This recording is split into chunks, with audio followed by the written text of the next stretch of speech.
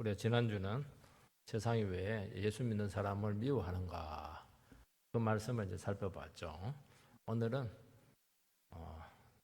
조금 더 나갑니다. 더 깊이 들어갑니다. 지난주보다 더 깊이 어떻게 들어갑니까? 미움의 근원 대신 왜 예수님을 미워하는가? 그게 이제 풀려야 우리가 세상과의 관계에서 핍박과 믿음에 대한 이 부분이 해결이 되는 것입니다. 과거에 이제 우리 기독교는 신앙의 순결을 지키기 위해서 또 믿음 때문에 또 박해받고 미움받고 참 그런 아름다운 전통을 가지고 있습니다. 근데 오늘날은 조금 좀 변질이 됐습니다.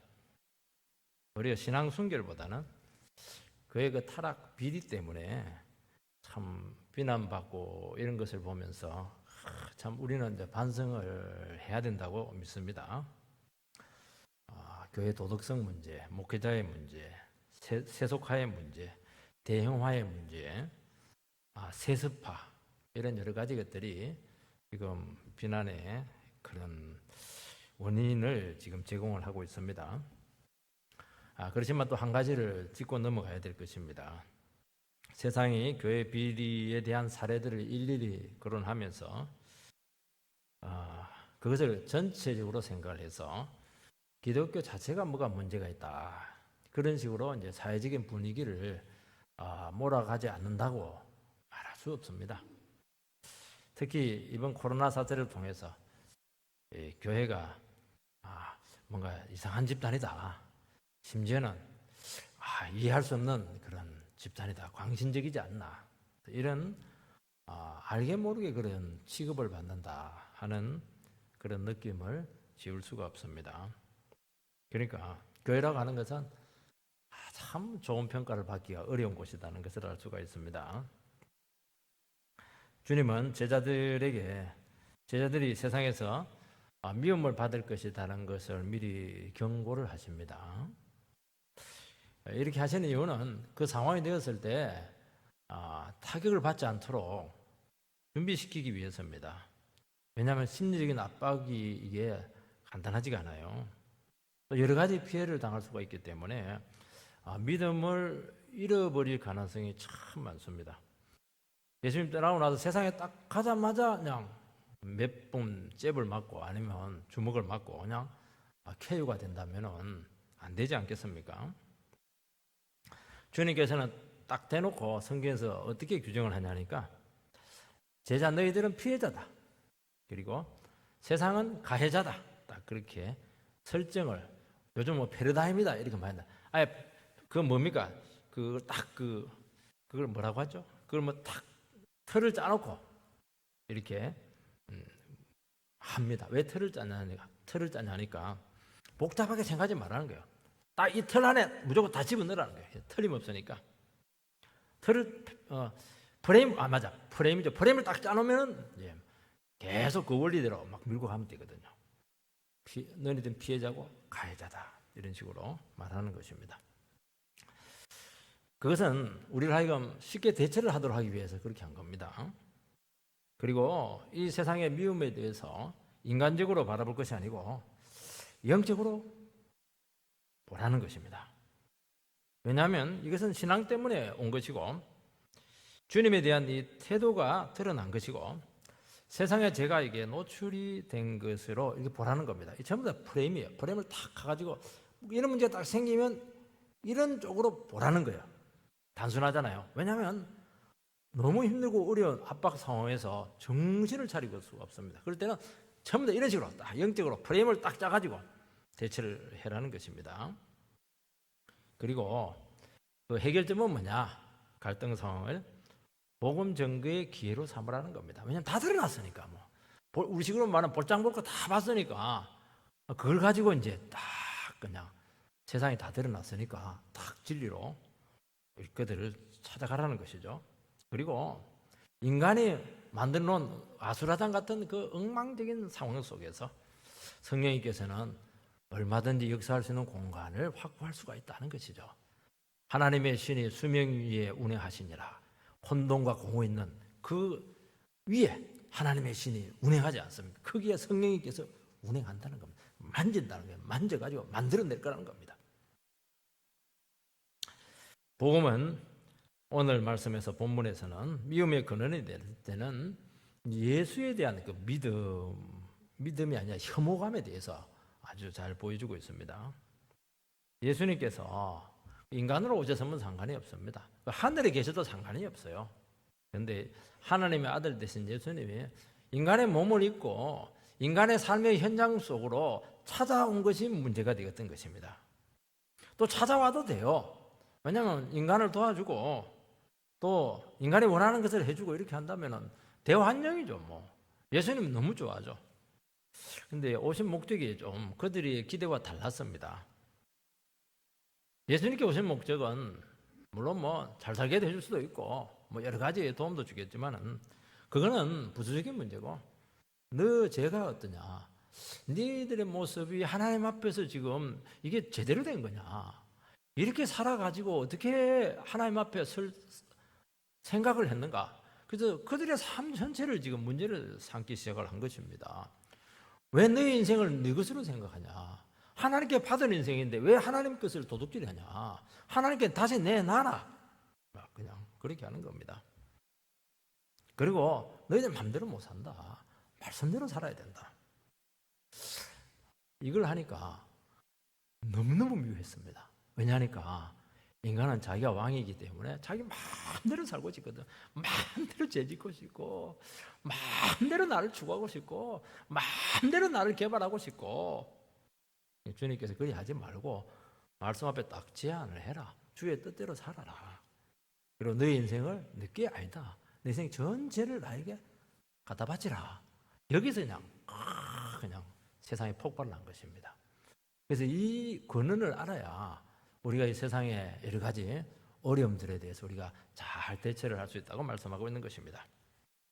첫 번째는 왜 세상이 예수님을 미워하는가 하는 문제입니다. 21절 말씀을 보면, 그러나 사람들이 내 이름으로 말미암아 이 모든 것을 너희에게 하리니 이는 나를 보내신 이를 알지 못함이라. 세상이 예수의 이름 때문에 제자들을 미워한다고 말씀합니다. 미움의 원인이 제자들 행실이나 태도 그런 때문에 그런 것이 아니고 예수님 때문이다 하는 것을 분명하게 명시를 합니다. 이거는 대단히 중요한 거예요. 우리도 잘못할 수 있거든요. 우리도 인간인데 우리도 죄 지을 수 있는 거예요. 넘어질 수 있는 겁니다. 그렇지만은 훨씬 더 중요한 문제는 너희들이 가지고 있는 믿음 때문이고 너희들이 예수를 믿었기 때문이다, 나 때문이다, 그렇게 하는 겁니다. 그러면 책임이 확 줄어드는 겁니다. 그리고 예수를 의지해서 이 현실을 이길 수가 있다는 것을 말씀하고 있는 것입니다. 예수님께서는 이 땅에 몸을 입고 오셔서 딱 한 가지를 요구했습니다. 여러 가지 얘기 안 해요. 여러 가지 해도 되지도 않아요. 딱 한 가지, 제일 중요한 거. 너가 죄인이라는 것을 인정해라. 너의 인생을 통해서 하나님께 영광을 돌려라. 그리고 너의 인생을 하나님께 맡겨라. 하나님을 주인으로 삼고 하나님 말씀에 순종해라. 하나님께서 인간들이 강탈해 갔던 모든 삶의 소유권을 다시 내놔라는 거예요. 너희들이 주인이 아니고 내가 주인이기 때문에 이제 안 되겠다는 겁니다. 아들이 왔으니까 아들 앞에 소유권을 내어놓고 그 아들 앞에 무릎을 꿇으라. 이것이 예수님께서 왔어서 우리에게 요구하신 딱 유일한 한 가지 목적입니다. 다른 거는 전부 다 부수적입니다. 유대인들은 얼마나 하나님을 잘 믿었습니까? 하나님 하면 껌뻑 죽습니다. 그리고 하나님을 최고로 잘한다고 그들은 생각을 했습니다. 근데 예수님만 오지 않았으면 그렇게 신앙생활을 해도 상관이 없어요. 나름대로 뭐 착각은 자유라고 나름대로 신앙생활을 해도 상관이 없어요. 근데 하나님의 아들이 육신을 입고 이 땅에 왔다고 한다면 이 문제가 이제 심각해질 수밖에 없다는 것이죠. 그들의 문제가 막 노출이 되기 시작했습니다. 아예 자체를 모르는 사람보다도 훨씬 더 심각한 거예요. 하나님을 안다고 하면서 자기 멋대로 사니까 이거는 정말 고치기가 어려운 병입니다. 예수님께서 오셔가지고 뭐라고 했습니까? 너희들 나름대로 열심히 신앙생활을 하고 막 정말 대단한데 업적도 많고 이렇게 하는데 그거 신앙 아니라는 거예요. 그래 믿으면 안 된다는 거예요. 진리의 근거를 해라는 겁니다. 그리고 너의 뜻보다도 하나님의 뜻에 지금 더 매진을 하라는 것이고 내 의도를 알아라는 거예요. 하나님의 마음을 알아라는 겁니다. 내가 죄에 대해서 얼마나 싫어하고 혐오하는가 이런 거 이거 알아라는 거예요. 이런 건 다 덮어놓고 막 열심히 신앙생활하고 내 모르겠다는 거고 그건 네 마음대로 네 종교지 그거 어떻게 내 종교라고 할 수 있냐. 너를 위한 종교지 하나님을 위한 종교라고 할 수 있겠는가. 아주 근본적인 이 도전을 그들에게 했다는 것을 알 수가 있습니다. 유대인들이 막 예수님을 너무 미워해가지고 죽여버렸어요. 십자가에 막 달아서 죽여버렸어요. 왜냐하면 자꾸 그런 얘기하니까 피곤한 거예요. 이게. 괴로운 거예요. 이게. 예수님 왔을 때는 막 너무 존경받고 그냥 너무 신앙 좋다고 막 칭찬 듣고 이렇게 했는데 예수님 와가지고 막 엉터리다 이래버리니까 너무 곤란하게 되었던 것이죠. 그래서 뭐라고 하냐니까 이는 나를 보내신 이를 알지 못합니다. 유대인들에게 너희들 하나님 모른다. 아니 대놓고 얘기합니다. 하나님을 몰랐다는 거예요. 이게. 하나님을 제일 잘생겼는데 하나님을 몰랐다는 겁니다. 우리 성도님들에게 내가 10년, 20년 직분도 가지고 있고 했는데 너 하나님 지금 모르고 있는 거야. 그러면 뭐 가만히 있겠어요? 무슨 그런 말씀을 하냐고 막 대들 겁니다. 오늘 기독교를 혐오하는 이유는 딱 이겁니다. 다른 거 아닙니다. 하나님 없이 되어진 모든 것들은 전부 다 심판감이라는 거예요. 그러니까 그냥 중립적인 것이 아닌데 그거는 다 불탈 거라는 겁니다. 화가 나죠. 신앙 안에서도 얼마든지 우리는 나름대로 신앙 믿음 생활 할 수 있다. 얼마든지 내 비전을 펼칠 수가 있다. 세상에서 뭔가를 추구할 수 있고 원하는 복을 다 받을 수 있다. 복 받기를 저는 원하고 있습니다. 바로 이 문제죠. 근데 예수님께 오셔가지고 아니라는 거예요. 먼저 말씀에 매여라는 거예요. 그리고 너의 인생을 주님께 드리라는 것입니다. 그러니까 안에서 막 적개심이 생기는 것입니다. 그건 너 인생 너 거 아니라는 거예요. 반납해라는 거예요. 반납해라는 것입니다. 세상 사람들 또 심지어 믿음 생활을 그렇게 잘한다고 자타가 공인했던 유대인들이 하나님을 모르고 있다고 했습니다. 너희들은 아예 말씀 자체를 깨닫지 못하고 지금 신앙생활을 하고 있다. 그렇게 한 것입니다. 도리어 예수를 하나님을 잘 믿는다고 하는 유대인 너희들이 훨씬 더 위험한 처지에 있다. 너희들이 제일 하나님 경계 대상이다. 그렇게 말하는 것입니다. 그리고 너희들의 왕권을 내려놔라. 이제 그만해라. 너희 주인 아니다는 거예요. 피조물로 내려가라. 인생의 운전대를 네가 지지 말고 너는 조수수로 내려가고 주님께 인생의 운전대를 맡기라는 거예요. 여러분의 인생의 운전대를 지금 누가 운전하고 있습니까, 여러분? 그 주님께 넘겨드리세요. 불안한 거예요. 왜냐하면 내가 원치 않는 곳으로 막 운전해 가면 어떻게 해요?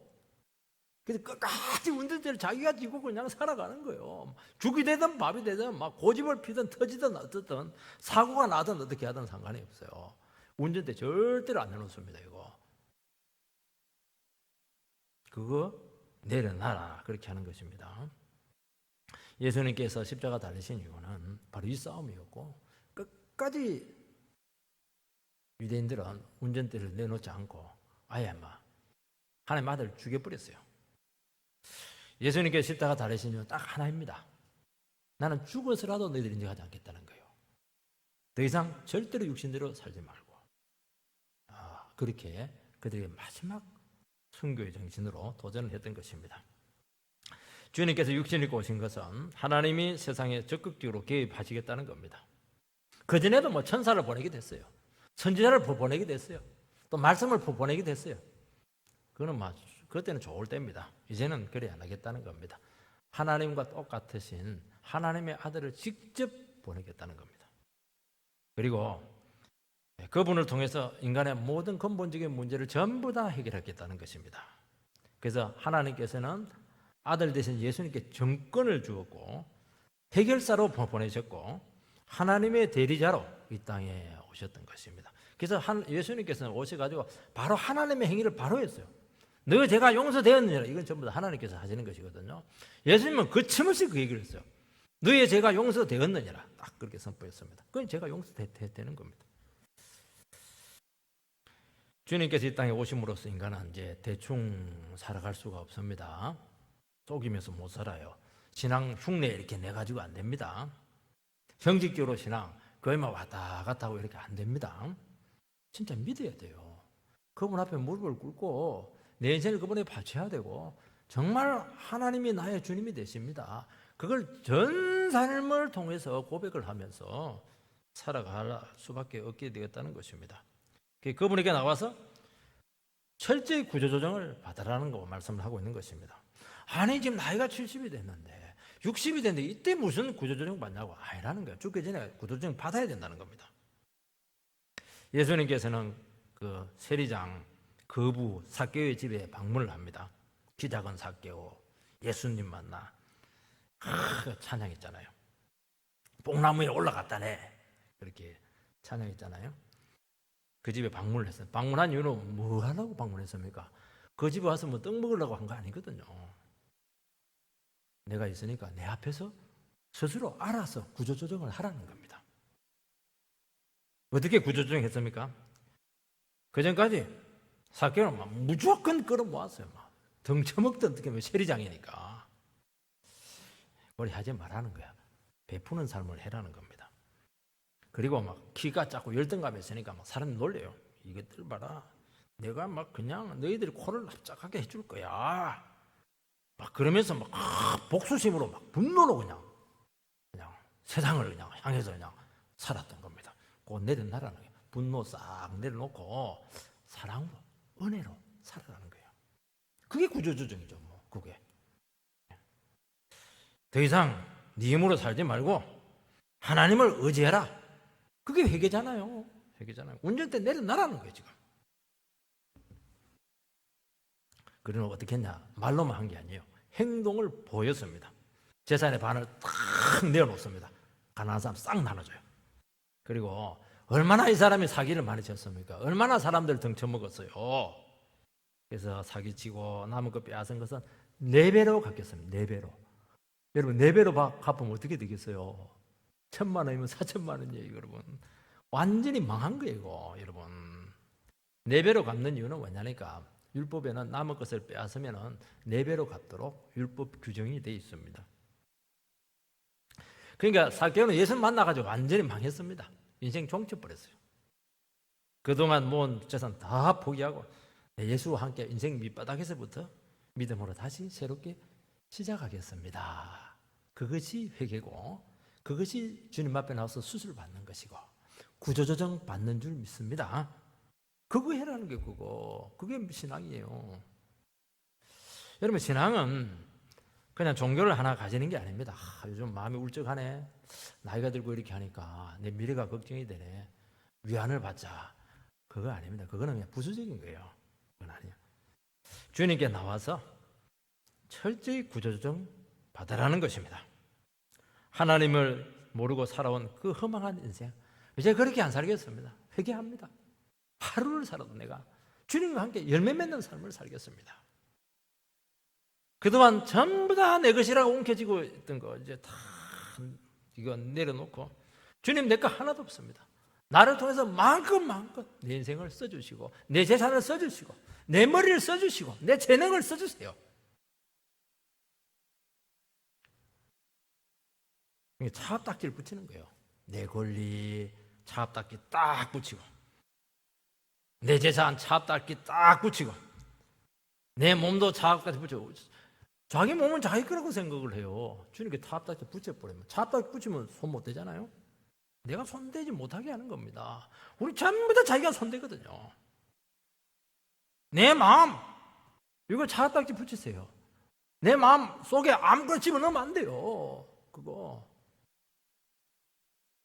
내 생각은 막 안 보이니까 뭐 마음껏 생각해도 된다고 생각하는데 그거 죄입니다. 생각은 마음대로 하지 말라는 겁니다. 이거 썩은 생각하면 안 된다는 거예요. 그거 갖다 붙이라는 차압딱지 갖다 붙이라는 겁니다. 주님만 의지하고 믿음으로 사는 것입니다. 그러면 무슨 일이 생기느냐? 죄를 용서해 주시고 성령을 부어주시고 하나님의 뜻대로 사는 인생이 되게 해주겠다고 말씀하고 있습니다. 성령님은 너무 놀라우세요. 성령님은 모든 망가진 인생들을 회복하십니다. 성령을 받으면 사람이 변하게 될 줄 믿습니다. 육신과 정신을 치료하게 될 것입니다. 죽을 몸도 영원히 살도록 부활하게 하실 줄 믿습니다. 하나님께서는 아들을 보내어서 자기 자신의 죄를 깨닫고 아들의 이름으로 자발적으로 복종하기를 원하셨습니다. 그런데 욕심을 가지고 있는 인간은 그 이름을 거부해요. 그 절대로 복종하기를 싫어하는 것입니다. 내 거 붙잡고 내 방식대로 내가 끝까지 살겠습니다. 내가 옳으니까. 내가 하나님보다 더 똑똑하니까요. 얼마나 고집스러운지 몰라요, 사람들이. 아니다. 그만해라. 내놔라. 이러면 될 텐데. 삼수갑산을 가더라도 좋다. 땡해도 나는 좋아. 나는 내 인생을 갈 거야. 그게 죄입니다. 그거 고치려고 예수님께서 이 땅에 오신 겁니다. 그거까지 하면 많이 맞을 겁니다. 아마 두들기 맞을지 몰라요. 요즘 UFC가 있더라고. 피떡이 일하는데도 막 정말 정신을 못 차리게 되는 것을 봤습니다. 하나님을 거부하는 것이고 이것이 하나님을 미워하는 것이라고, 예수님을 미워하는 것이라고 말씀하고 있는 것입니다. 왜 사람들이 자기 자신의 잘못과 허물을 인정하지 못합니까? 사람들 알아요. 이 살면 안 되는데 하면서 해버리는 거예요. 왜냐하면 자기 잘못과 허물을 인정하는 순간 그동안 쌓아놓던 업적들이 많아요. 명성들이 있어요. 내 가진 것들이 있어요. 그거 전부 다 내어놓아야 되기 때문에 이 나이에 어떻게 구조조정을 해요? 이 나이에 어떻게 새롭게 시작을 해요? 아니에요. 할 수 있어요. 아브라함은 75세에 시작했습니다. 75세. 여기 75세 지분 계실 텐데 아브라함의 인생 달력은요, 언제부터 시작되느냐? 엄마 뱃속에 태어날 때가 아니에요. 하나님 만난 그때부터 시작이 된 겁니다. 기가 막힌 인생이 되었죠. 여러분, 제대로 만나기만 하면 여러분 인생은 완전히 변하여 새 사람 될 겁니다. 그런데 복음이 가져올 이 변화가 너무너무 두려운 거예요. 그래서 정작 주님 앞에 나와서 근본적으로 수술을 받지 않습니다. 종교 행위를 하죠. 신앙을 즐깁니다. 기독교를 이용해서 막 자기 야망을 또 실현하려고 그렇게 하는 겁니다. 왜냐하니까 나는 문제가 없고 하나님께서 나를 좀 도와달라는 겁니다. 물론 필요할 때는 도와주실 것입니다. 그러니까 기독교가 겸손한 종교가 되지 못해요. 눈물이 없는 종교가 되어버렸어요. 돈이 막 뻔뻔해요. 죄 짓고도 그냥 죄를 감추니까 더 양심이 없는 거예요, 이게. 거짓말을 밥 먹듯이 하는 거예요, 이게. 사람도 속이려고 하고 하나님도 속일 수 있다고 생각을 하는 겁니다. 어떻게 기독교가 이렇게 변질이 되었어요? 구조조정을 받지 않았기 때문인 줄 믿습니다. 수술을 받아야 돼요, 여러분들. 아무리 거친 건강하도록 안에 암덩어리가 있는데 그걸 놔두고 어떻게 여러분들이 인생을 제대로 살 수 있다고 생각합니까? 그 수술 받아야죠. 나름대로 잘 살아왔어요. 법 없이도 삽니다. 열심히 살아왔습니다. 하나님은 그거 아니라는 겁니다. 내 앞에 한번 보자는 거예요. 그래, 그렇게 네가 법 없이 깨끗하게 살았어? 내 앞에 한번 펼쳐내 볼래? 막 허물투성이에요. 눈 뜨고 볼 수가 없어요. 눈 뜨고 그 죄를 볼 수가 없는 거예요. 하나님과의 관계가 회복되지 않는 이상 너 인생은 거짓될 수밖에 없고 그 거짓된 인생에 대해서 스스로 책임질래? 그거 예수님께 고백하고 예수님께 책임 넘길래? 지금 그 얘기하는 겁니다. 지금까지 살아온 것만 해도 괜찮아. 지금까지 그렇게 살아온 것만 해도 그만 됐다는 거야.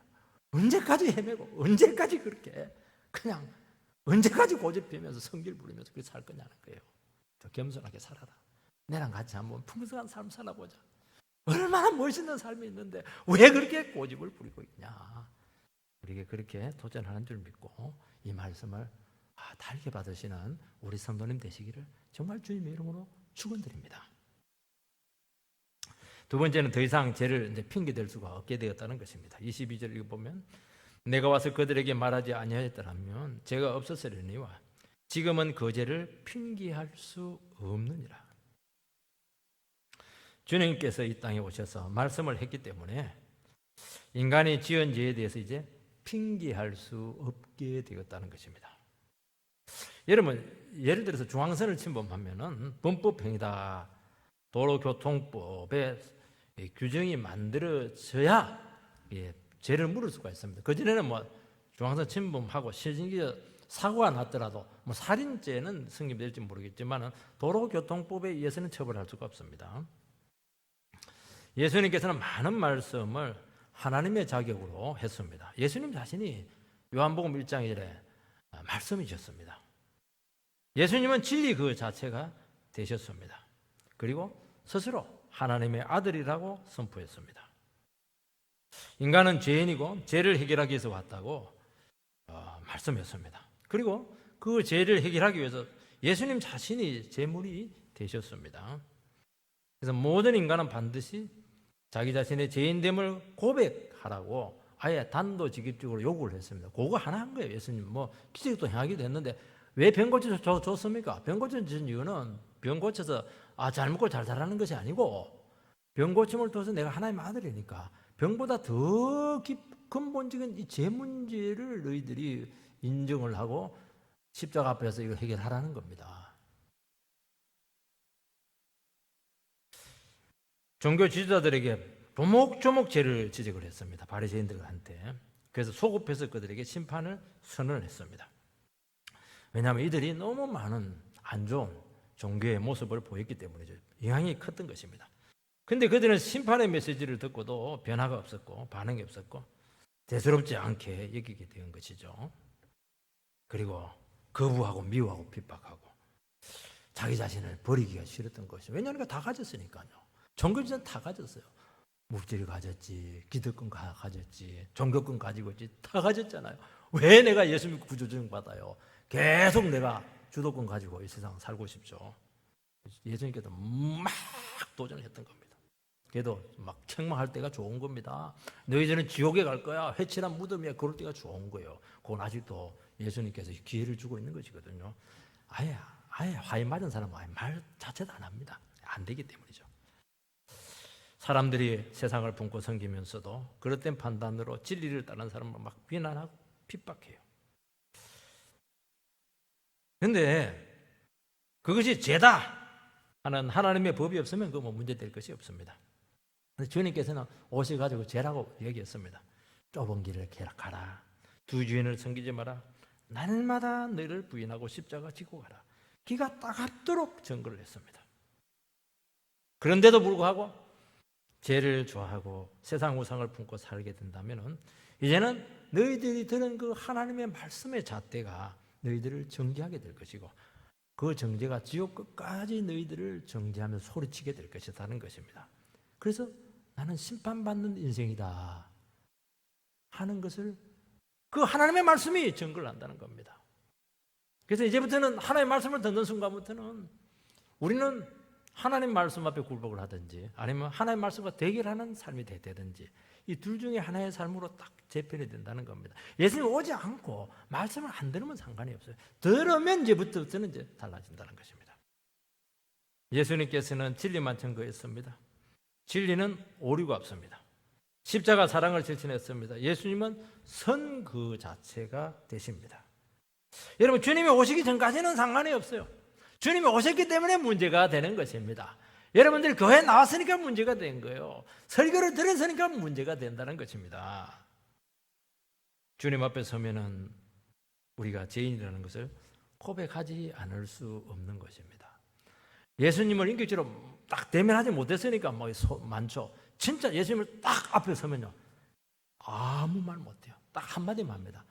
예수여, 저는 죽을 죄인이고 저는 지옥 갈 인생입니다. 한 번만 저를 용서해 달라고, 한 번만 나에게 인생의 기회를 달라고. 그 말 외에는 어떤 말도 나올 수가 없는 거예요.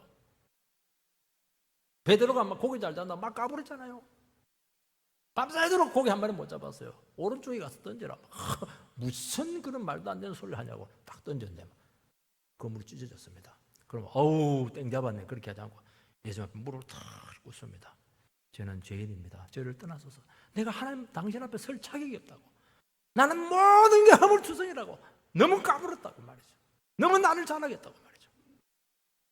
그분 앞에 대면을 만나보지 못해서 말이 많은 거예요, 여러분들. 예수님 만나면 말이 없어요, 말이. 아니, 나는 말이 많아. 그건 아직 임자는 못 만나서 그렇게 한 겁니다. 임자 한 만나보면 입이 싹 들어가요. 어떻게 그분 앞에서 나를 주장할 수가 있어요? 그럴 수 없는 거예요.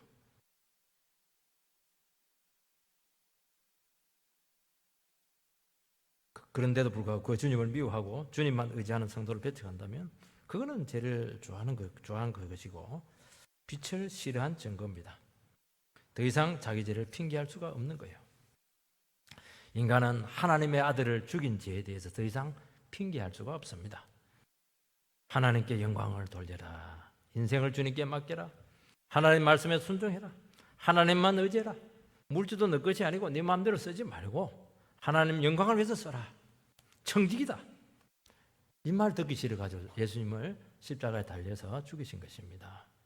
하나님께서는 이 죽은 아들, 인간의 모함으로, 인간의 그런 그 공격, 그 질투심에 의해서 죽인 그 아들을 다시 부활시키심으로 다시 살리셨습니다.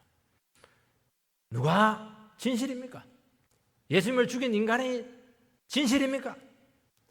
인간의 모함으로 의해서 죽임받은 예수님을 하나님께 다시 살리신 그 예수님이 옳은 것입니까?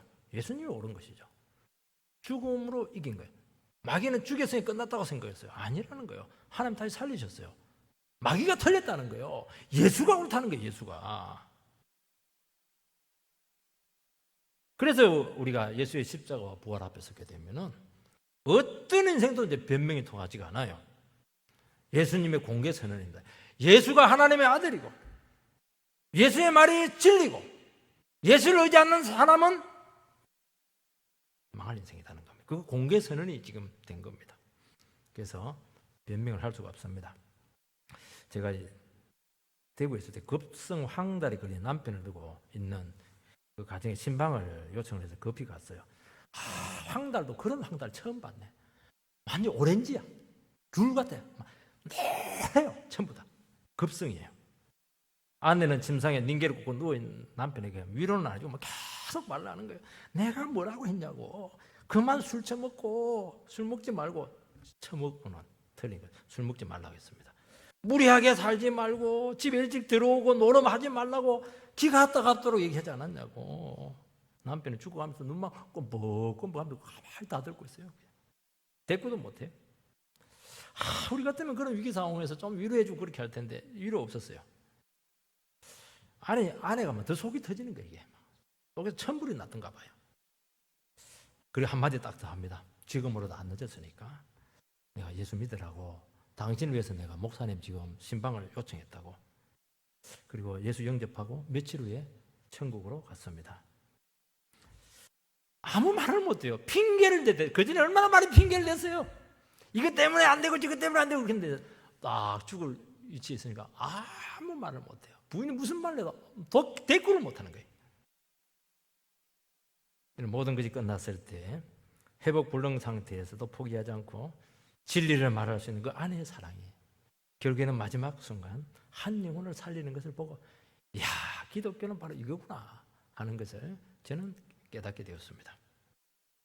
인생이 더 이상 핑계할 수 없는 처지에 빠지게 되었을 때는 기회가 온 것입니다.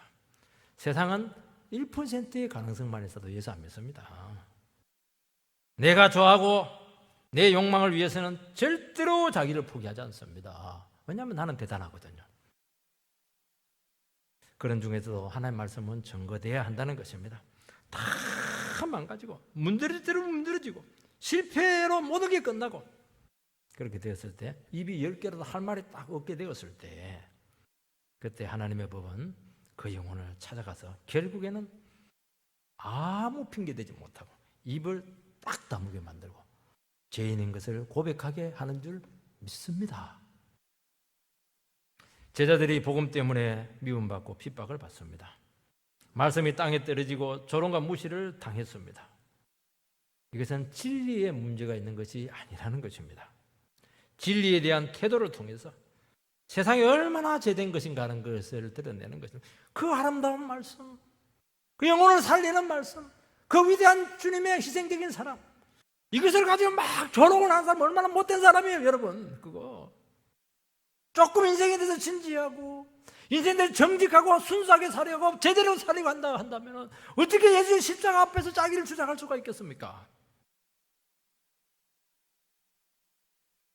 자기가 그렇게 제대로 인간이라는 것을 그냥 드러낸 증거예요. 그게 얼마나 죄가 심각한가 하는 것을 뼛속 깊이 깨달을 수 있는 기회가 된 것입니다. 이것이 세상으로 하여금 진리 앞에 무릎 꿇게 하시는 하나님의 방법인 줄 믿습니다. 시집온 며느리가 신앙 때문에 온갖 핍박받고 정신병이 들 정도였습니다. 그럴 때마다 의지하고 기도하고 철야하고 주의를 지키고 그러면 그럴수록 더 핍박이 심해졌어요. 근데 나중에 보니까 집안이 막 사업이 다 망했네요. 그리고 막 불치의 병에 걸려가지고 막 사경을 헤매는 겁니다. 근데 그 며느리는 막 은혜가 넘쳐요. 막 축복을 막 받고 충만합니다. 그리고 그 자식들이 막 복을 받을 때가 온다는 겁니다. 이때 집안 식구들이 할 말이 없어요. 왜냐하면 그동안 한 게 있으니까 너무 많이 죄를 지고 못된 짓을 해가지고 할 말이 없어요. 이때 며느리는 말할 수 있는 다 권세를 얻게 되는 겁니다. 그때 복음을 말하라는 거예요. 지금이라도 예수 믿고 회개하라고. 나는 그것을 기도했다고. 식구들은 죄를 많이 지었다고 그 말밖에 할 게 없어요. 또 한마디 더 합니다. 막 세상 사람들 가가지고 믿으려면 우리 며느리 같이 믿어야 된다고 막 자기들을 안 믿으면서 그 말밖에 할 게 없다는 거예요, 여러분. 이것이 핑계할 것이 없게 하신다는 겁니다. 여러분 신앙 때문에 미움받으면 하나님의 구원 방식인 줄 믿습니다. 신앙은 마음에 작용하는 것이기 때문에 절대로 우리를 중립적인 상태로 그렇게 두지 않습니다. 복음은 주님과의 관계의 문제입니다. 주님은 호불호가 분명해요. 이거는 싫어. 이건 죄이기 때문에 싫어. 이것은 하나님의 뜻이기 때문에 오라. 이게 명확해요. 중간 없어요. 세상은 막 해거무리한데 그렇지. 복음은 명확해요. 진리야. 이거는 진리를 따르면 살고 진리를 거역하고 욕심대로 살면 이거는 멸망이다는 거예요. 중간에 없어요. 그게 문제입니다. 우리는 중간에 있고 싶은데 양다리 걸치고 왔다 갔다 하고 싶은데 그게 안 되는 겁니다. 좋아하든지 싫어하든지 해야 되는 겁니다. 베드로의 설교를 듣고 사람들이 가슴이 찔려가지고 3,000명이 얘기했어요. 스데반의 설교를 듣고 가슴이 찔려가지고 돌을 던져버렸어요. 똑같이 가슴이 찔렸는데 한쪽은 회개를 하고 한쪽은 돌을 던져버리는 거예요. 그게 뭐냐니까 이 복음의 능력입니다. 여러분 가만히 있는 거는 복음을 안 들은 거예요. 복음을 제대로 들으면 둘 중에 하나의 반응밖에 없어요. 돌 던지든지 영접하든지 둘 중에 하나밖에 없을 줄 믿습니다. 여러분 바른 복음은 반드시 우리를 하여금 태도로 나타나게 할 줄 믿습니다. 지금까지 살아온 것이 다 잘못되었어요. 다 청산하고 정말 주님이 원하는 삶을 사고 싶은 마음이 일어나게 되기를 소망합니다. 이 기회 때 돌을 던지게 되면 어떻게 됩니까? 그들은 AD 70년에 로마에 의해서 인류 역사는 전무후무한 110만 명이 몰살을 당했던 겁니다. 그 죄가 어디 가요? 어디 안 가는 겁니다. 그게 끝난 줄 압니까? 20세기에 얼마나 유대인들이 많이 당한 줄 알아요? 제가 어디 가는 게 아니에요, 여러분들이. 그 거룩하신 하나님 앞에 그렇게 많은 말씀을 듣고 그렇게 많은 사랑을 받고 그렇게 기회를 많이 줬는데도 불구하고 그 기회를 놓치게 되었을 때 그 민족과 그 인생에 어떤 일이 생겼는가 하는 것을 역사가 증명하고 있잖아요, 여러분. 이 사람들 나를 미워하는 자는 또 내 아버지를 미워하느니라. 주님과 하나님을 동일시합니다. 여러분 우리도 예수님과 우리를 동일시할 수가 있어요. 어떻게 동일시가 됩니까? 말씀 때문에 미움받고 신앙 때문에 핍박받고 이렇게 하면 놀라운 일이 생깁니다. 나와 예수가 딱 가까워져요. 그 나중에는 합동 딱 붙어버립니다.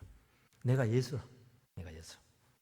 그래서 우리는 예수를 대리하는 위치에 있게 된다는 것입니다.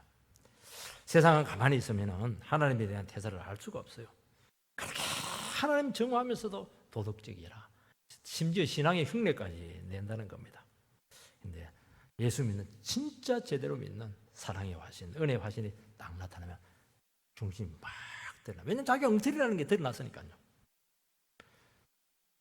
예수님께서는 바울에게 네가 왜 나를 핍박하느냐? 바울이 왜 어떻게 예수님을 핍박했냐고. 아니야. 성도를 핍박한 그 불쌍한 성도를 핍박한 것이 나를 핍박하는 것이라 그렇게 말씀하고 있는 것입니다. 내가 너에게 잘못하면 뭐가 있냐는 거예요. 너를 기다려주고 너를 사랑했고 지금까지 참아왔다는 거예요. 왜 나를 의지하고 하나님만 붙들고 살아가는 연약한 성도들을 왜 핍박하냐는 거예요. 그게 잘하는 것이냐는 거예요. 이게 너의 행동은 하나님을 대적하는 것이라는 겁니다. 여기서 바울이 무리를 팍 꿇고 회개합니다. 그리고 위대한 전도자로 거듭나게 되는 것입니다. 저는 제 아내가 제일 두려울 때가 있어요. 정색을 하면서 내가 잘못한 게 무엇이냐고, 희생만 했고 모든 거 다 주었고 내 거 챙기고 듣고 믿음으로 사랑받게 했는데 왜 나를 이렇게 대하냐고. 그때 막 할 말이 없어요. 가만히 생각해보니까 그거 맞거든. 세상 기준으로 욕심으로 아내의 가치를 몰랐던 것입니다. 여러분, 성도가 신앙 때문에 복음 때문에 영혼을 사랑한 것 때문에 미움받고 핍박받을 때 여러분은 하나님과 같습니다. 하나님을 대신하게 될 줄 믿습니다. 이 힘이 세상을 바꾸게 될 것이고 영혼을 구원하게 될 줄 믿습니다. 이거 외에 어떤 것도 우리는 한 영혼도 돌아가게 할 수 없을 줄 믿사오니 다시 한번 우리가 주님과 함께 고난받는, 미움받는 이걸 두려워하지 마시기 바랍니다. 자기가 잘못된 미움받는 걸 똑같이 하면 안 돼요. 신앙 때문에 어려움 당하는 거 겁내지 마시고 끝까지 끝까지 승리해서 진정한 하나님의 구원의 도구가 되기를 주의 이름으로 축복합니다.